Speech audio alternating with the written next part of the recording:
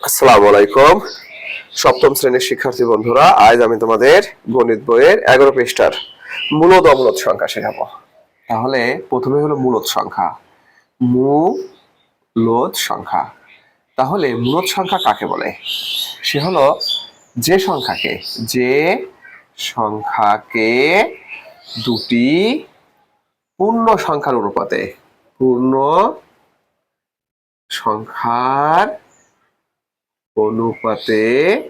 প্রকাশ করা যায়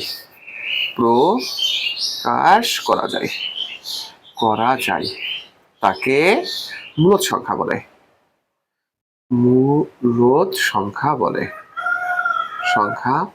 বলে। ওকে, যেমন হতে পারে 2। দেখো 2 এর নিচে কিন্তু 1 আছে, অর্থাৎ 2/1, বা এটা একটা মূলদ সংখ্যা। ঠিক আছে, 3/7। আবার হতে পারে 5, তার মানে কি 5/1। তারপরে 9/1, 11/7, এরা সবাই মূলদ সংখ্যা। কারণ দেখো দুটি পূর্ণ সংখ্যার অনুপাতে, অর্থাৎ দুটোই পূর্ণ সংখ্যা হবে, দুটো পূর্ণ সংখ্যার অনুপাত হলে পারে সে মূলদ সংখ্যা, না হলে মূলদ সংখ্যা নয়। তাহলে অমূলদ সংখ্যা, দেখো অমূলদ সংখ্যা কাকে বলে? যে সংখ্যাকে দুটি পূর্ণ সংখ্যার অনুপাতে প্রকাশ করা যায় না,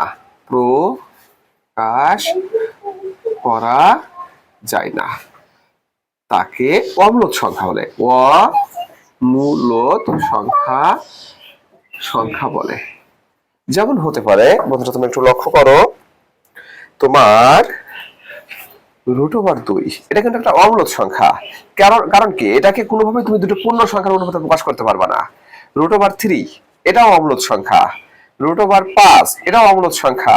তারপরে দেখো √7, এরা কিন্তু অমূলদ সংখ্যা, কারণ এটাকে দুটি পূর্ণ সংখ্যার অনুপাতে প্রকাশ করা যায় না। আবার √8, √11, এরা সবাই অমূলদ সংখ্যা। কেন অমূলদ সংখ্যা? এদেরকে দুটি পূর্ণ সংখ্যার অনুপাতে প্রকাশ করা যায় না। তাহলে মূলদ সংখ্যা কি?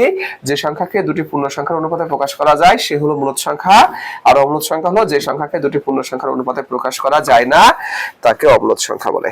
এখন কিছু মূলদ অমূলদ সংখ্যা আমি তোমাদেরকে দেখাবো। দেখো তোমরা পৃষ্ঠা 12-তে চলে আসো। পৃষ্ঠা 12, আমি এই অঙ্কটা দেখাচ্ছি কোনটা মূলদ কোনটা অমূলদ সংখ্যা। দেখো 0.12, এটা কি? তাহলে আমরা এটা দশমিক তুলে দিয়ে দেখি। 12, অর্থাৎ দশমাংশ শতাংশ, অর্থাৎ 100/12। তোমরা লক্ষ্য করো, আমরা এভাবেও করতে পারি যে দশমিকের জন্য একটা 1, দশমিকের পর যে কয়টা সেই কয়টা শূন্য নিতে হয়। তাহলে দেখো এটা কিন্তু দুটো পূর্ণ সংখ্যার অনুপাতে প্রকাশ করা গিয়েছে, তার মানে এটা একটা কি সংখ্যা? মূলদ সংখ্যা। মূলদ সংখ্যা। ওকে ফ্রেন্ডস, তারপরে দেখো আছে কত? √25। √25 মানে কি? 5, তাহলে 5/1, এটা কি? এটাও একটি মূলদ সংখ্যা।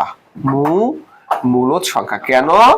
কারণ দেখো এইটাকে একটি পূর্ণ সংখ্যার অনুপাতে প্রকাশ করা সম্ভব, তাই এটা একটি মূলদ সংখ্যা। এখন দেখার একটা আছে তোমাদের, লক্ষ্য করো √72। √72 সমান কত? দেখো √36 গুণন 2, এরকম রূপান্তরিত করা যায়। তাহলে দেখো √36 মানে কি? 6² গুণন 2, তাহলে 6 কে রুটের এই পাশে চলে আসবে, √6√2। তাহলে দেখো এটা কিন্তু পূর্ণ সংখ্যার অনুপাত হলো না, হয়েছে? হয়নি। তাহলে এটা কি হবে? এটা একটি অমূলদ সংখ্যা। অমূলদ সংখ্যা, অর্থাৎ স্পষ্ট কথা, যে সংখ্যাকে দুটি পূর্ণ সংখ্যার অনুপাতে প্রকাশ করা যায় সে হচ্ছে মূলদ সংখ্যা, আর যাকে দুটি পূর্ণ সংখ্যার অনুপাতে প্রকাশ করা যায় না সে অমূলদ সংখ্যা। ওকে, দেখো তোমাদের এখানে আরো একটু অঙ্ক আছে, √49/7। তাহলে কি করা যায়? √49 মানে কি? √7²/7 সমান 7/7। দেখো এটা কিন্তু একটা মূলদ সংখ্যা। মূলদ সংখ্যা কেন? কারণ এটাকে দুটি পূর্ণ সংখ্যার অনুপাতে প্রকাশ করা যায়, অর্থাৎ যে সংখ্যাকে দুটি পূর্ণ সংখ্যার অনুপাতে প্রকাশ করা যায় সে হচ্ছে মূলদ সংখ্যা, আর যে সংখ্যাকে দুটি পূর্ণ সংখ্যার অনুপাতে প্রকাশ করা যায় না সে হচ্ছে অম্লত সংখ্যা। ওকে ফ্রেন্ডস, এবার আমি তোমাদেরকে পৃষ্ঠা 13তে দেখো দুটো অঙ্ক আছে তোমাদের বইয়ের, এই দুটো সমস্যার সমাধান করে দেখাবো। পৃষ্ঠা 13, কত নম্বর অঙ্ক? 9 নম্বর অঙ্ক। কি বলেছে যে কোন বাগানে 1296টি আম গাছ আছে। বাগানের দৈর্ঘ্য প্রস্থ উভয় দিকের প্রত্যেক সারিতে সমান সংখ্যক আম গাছ থাকলে প্রত্যেক সারিতে গাছের সংখ্যা নির্ণয় করো। আসলে দৈর্ঘ্য প্রস্থ যদি সমান হয় তাহলে বুঝতে হবে সেটা একটা বর্গাকার। সেটা কি হবে? বর্গাকার। তাহলে বর্গমূল বের করে দেখি কত হয়। দুঃখিত, 1296। তাহলে বর্গমূল কিভাবে করে? আবার ডান পাশ থেকে জোড়া করতে হয়, একটা জোড়া একটা জোড়া। এখন দেখো ভাগে যেমন কতবার যায় সেটা বের করতে হয়, এখানেও তাই করতে হয় যে 12 ভিতরে কে যাবে কিভাবে নিতে হয়, তবে যে সংখ্যা নেবা সেই সংখ্যা দিয়ে গুণ করতে হয়। আমরা নামটা লিখে দেখি, 1 গুণন 1 সমান কত? 1, তাই না? তার মানে এটা ছোট হয়ে যায়, তাহলে যায় কে? যে কাছাকাছি অথবা সমান সে যাবে। দেখো 2 গুণন 2 সমান 4, 3 গুণন 3 সমান 9, 4 গুণন 4 সমান 16। দেখো এই 16 কিন্তু বড় হয়ে যাচ্ছে, এরা ছোট, বেশি ছোট হয়ে যাচ্ছে, হবে না। কাছাকাছি কে? এই 9, তাহলে যাবে কতবার? 3 বার যাবে, 3 3 এ 9। তাহলে বিয়োগ করো, কত থাকে? 3। আমি কেটে নেবো এই 96, কারণ ভাগ আর বর্গের ভিতর পার্থক্য কি? ভাগে একটি একটি করে কাটতে হয় আর বর্গে জোড়া ধরে কেটে নিতে হয়। এখন আমি এখানে একটা টান দেবো। নিয়ম কি? এইখানকার এই সংখ্যাটা এইখানে ডাবল হয়ে আসবে, অর্থাৎ 2 গুণ হয়ে আসবে। 3 এর 2 গুণ কত? 6।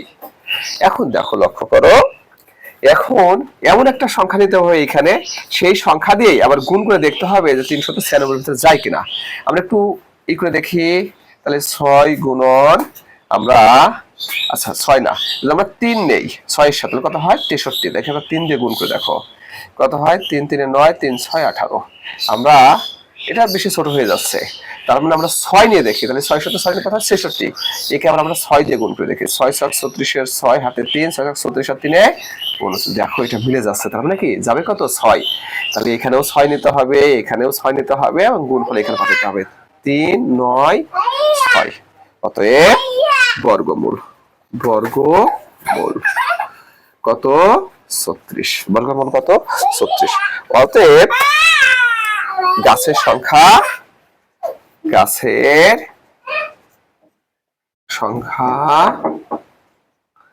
হবে 36টি।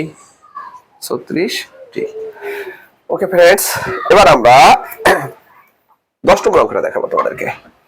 দেখো 13 পৃষ্ঠার 10 নম্বর অঙ্কটা। 10 কি বলেছে? 10 বলেছে একটি স্কাউট দলে 9 10 এবং 12 সারিতে সাজানো যায়। কত?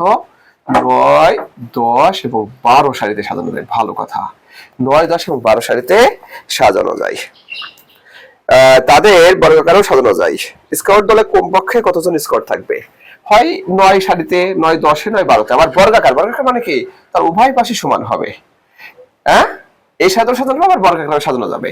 তাহলে স্কাউটের সংখ্যা ন্যূনতম কতজন? এটা আমাদের কি চেয়েছে? উত্তরে চেয়েছে। কমপক্ষে বলছে, তাহলে আমরা লসাগু করে দেখি, উৎপাদক বের করে দেখি। আমরা 2 নেই, তাহলে কত হয়? 9 5, এখানে কত থাকে? 6। এখন আমরা 3 নিয়ে দেখি, কত হয়? 3 5 2। অতএব লসাগু সমান কত হয়? তোমার দেখো 2 গুণ, এই দুটাকে প্রথমে নিয়ে আসি, 2 গুণন 3 গুণন 3 গুণন 5। দেখো এরা কিন্তু প্রত্যেকেই জোড়া হচ্ছে, কিন্তু 5 কিন্তু জোড়াবিহীন। আমরা জানি বর্গাকারে যদি সাজানো যাইতে হয় সেক্ষেত্রে কি হবে? প্রত্যেকেই কিন্তু জোড়া হয়, জোড়ায় হয়, কিন্তু এখানে কি 5 জোড়াবিহীন। অর্থাৎ কি লিখতে পারি আমরা? এখানে 5 জোড়াবিহীন। অতএব ঠিক আছে, অতএব সংখ্যাটিকে 5 দ্বারা গুণ করলে করলে পূর্ণবর্গ হবে, পূর্ণবর্গ হবে, বর্গ হবে। তাহলে কি লিখতে পারি? অতএব স্কাউটের সংখ্যা হবে, স্কাউটের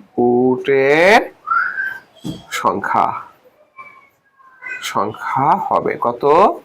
2 গুণন 2 গুণন 3 গুণন 3 গুণন 5 গুণন 5 এত জন। তাহলে কথায় আমাদের 4 গুণন 9 গুণন 25 জন সমান 900 জন। ওকে ফ্রেন্ডস, তাহলে আমাদের স্কোয়াডের সংখ্যা প্রয়োজন হবে কতজন? 900 জন। তাহলে বন্ধুরা এবার আমরা আসবো তোমাদের 14 পৃষ্ঠা। দেখো 14 পৃষ্ঠার এই অঙ্কটা আমি তোমাদের দেখাবো। এখানে একটি সৃজনশীল অঙ্ক আছে, এটা আমি তোমাদেরকে এখন দেখাবো।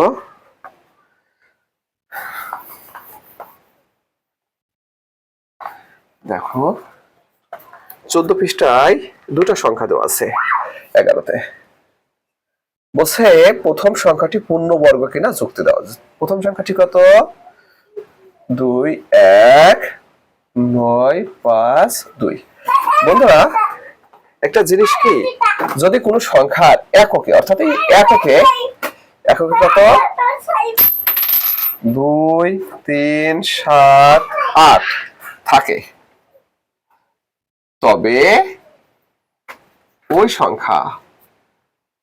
সংখ্যা পূর্ণবর্গ নয়, পূর্ণবর্গ নয়। ঠিক আছে? তাহলে দেখো আমাদের প্রথম সংখ্যার এককে কিন্তু এটা আছে, 2 আছে। তাহলে আমরা কি লিখতে পারি? যেহেতু সংখ্যাটির এককে 2, 3, 7, 8 আছে, সেহেতু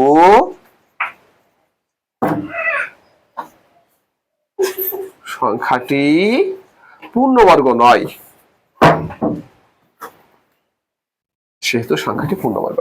তাহলে আমরা স্পষ্ট সিদ্ধান্ত নিতে হবে, যদি এককে যে কোনো সংখ্যার এককে যদি এই চারটার যে কোনো একটা থাকে, তখন আমরা চোখ বুঝে বলতে পারি এটা পূর্ণবর্গ নয়।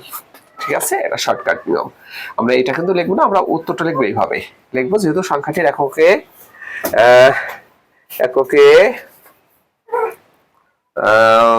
কি লিখবো? 2 আছে, এটা লিখবো না। ঠিক আছে? 2 আছে, সেহেতু সংখ্যাটি পূর্ণবর্গ নয়। ওকে বন্ধুরা, এবার আমি তোমাদেরকে এটা হলো কর উত্তর, খতে দেখাবো। দুঃখিত, এটা হলো ক এর উত্তর। এবার আমি খ দেখাবো তোমাদেরকে। খতে কি বলছে? প্রথম সংখ্যাটি যদি পূর্ণবর্গ না হয়, তাহলে কোন ক্ষুদ্রতম সংখ্যা দ্বারা ভাগ করলে পূর্ণবর্গ হবে? হ্যাঁ, এটা আমাদের চেয়েছে। তার মানে এটা যদি পূর্ণবর্গ না হয়, তাহলে কত দ্বারা ভাগ করলে পূর্ণবর্গ হবে? দেখো ভাগ এবং গুণের একই নিয়ম, সেক্ষেত্রে কি করতে হয়? উৎপাদক বের করতে হয়। আমরা উৎপাদক বের করে দেখি কি হয়।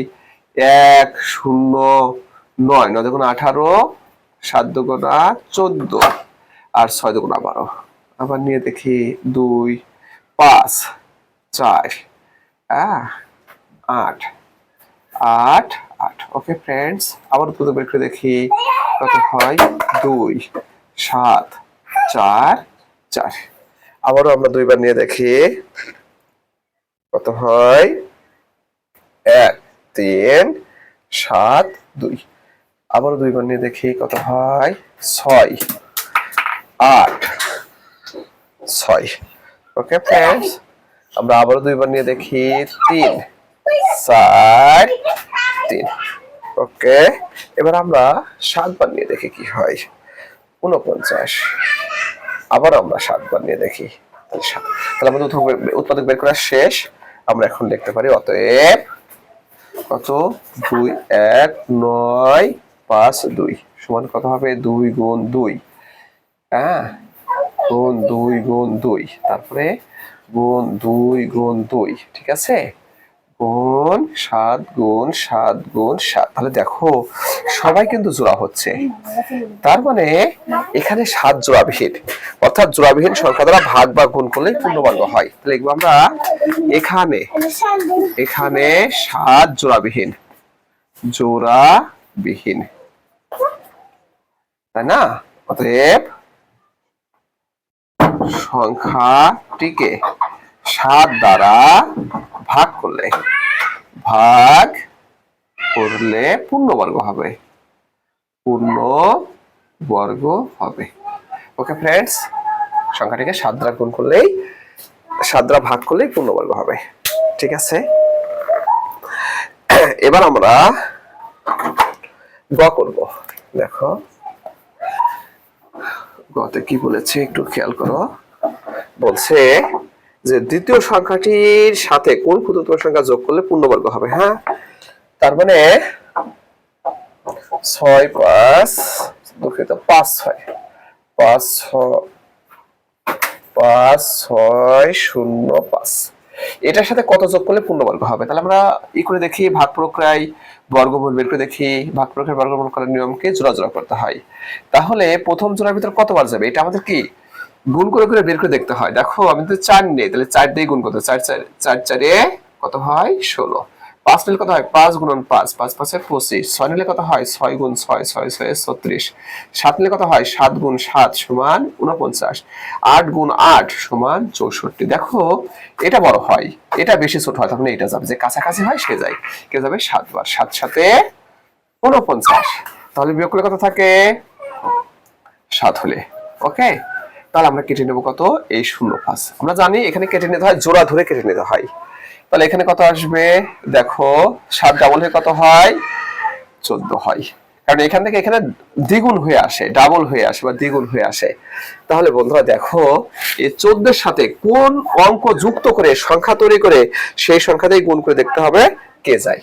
দেখো 1 4 এখানে 3 নেই, তাই না? 3 নিলে কত হয়, এখানে 3 দিয়ে গুণ করে দেখি কত হয়। 3 3 9, 3 4 12, 2 হাতে 1, 3 হাতে 3 1 4, এটা হয়। আচ্ছা আমরা 4 নিয়ে দেখি। 1 4 4 গুণ 4 কত হয় 4 4 16, 6 হাতে 1, 4 4 16 1 17, 7 হাতে 1 হাতে 1, 4 1 4 4 5, এটা হয়। ওকে, আমরা 1 4 5 5 নিয়ে দেখি কত হয়। 5 5 25 এর 5 হাতে হাতে কত 2, তাই না? 4 5 এ 20, 20 আর 2 কত হয় 22 এর 2 হাতে 2, 5 আগে 5 আর 2 7। দেখো 725 হয়। তারপরে তো বড় হয়, বড় হলে তো কোনোভাবেই যায় না, বেশি ছোট হলেও যায় না, যাবে কে এটা, যে কাছাকাছি হয় সে যায়। তাহলে কতবার যাবে 4 বার। 4 4। এখন দেখো 4 বার কত হয় 576। তাহলে বিয়োগ করলে কত হয় 9 হাতে আমার 1, তাই না? 8 আর কত 2 হবে, তাই না? 1, তাহলে কত থাকে এখানে 1 1 29। তাহলে দেখো আমাদের এই সংখ্যাটা কিন্তু পূর্ণবর্গ হয় নাই। আমরা 5 বারও নিতে পারি নাই, কেন? 5 বার নিলে বেশি হয়ে যায়। ঠিক আছে, বেশি হলে তো সে যায় না। এখন দেখি কতটুকু কম আছে এই সংখ্যাটির ভিতরে, এটা বের করতে পারলে বুঝতে পারবো যে অতটুকু সংখ্যা যোগ করতে পারলে সংখ্যাটি পূর্ণবর্গ হবে। তারপর কি করতে পারি দেখি। 74 এর পরের সংখ্যা কত হবে 74 যোগ 1 সমান 75। তাহলে আমরা করতে পারি অতএব 75 এর বর্গ করে দেখি। 75 গুণন 75 সমান কত হয়, হবে হলো 5625। তাহলে দেখো এটা কিন্তু পূর্ণবর্গ সংখ্যা, এটা কিন্তু না। তার মানে এটা থেকে বিয়োগ করলে বুঝতে পারবো যে কতটুকু কম আছে, সেই সংখ্যাটুকুই আমাদের যোগ করতে হবে। তাহলে লিখতে পারি আমরা অতএব যোগ করতে হবে কত 5625 বিয়োগ 5605। তাহলে বিয়োগ করলে কত হয় 20। তাহলে এই 20 যোগ করতে পারলে এই সংখ্যাটি পূর্ণবর্গ হতো। ওকে ফ্রেন্ডস, সবাইকে অসংখ্য ধন্যবাদ। খোদা হাফেজ।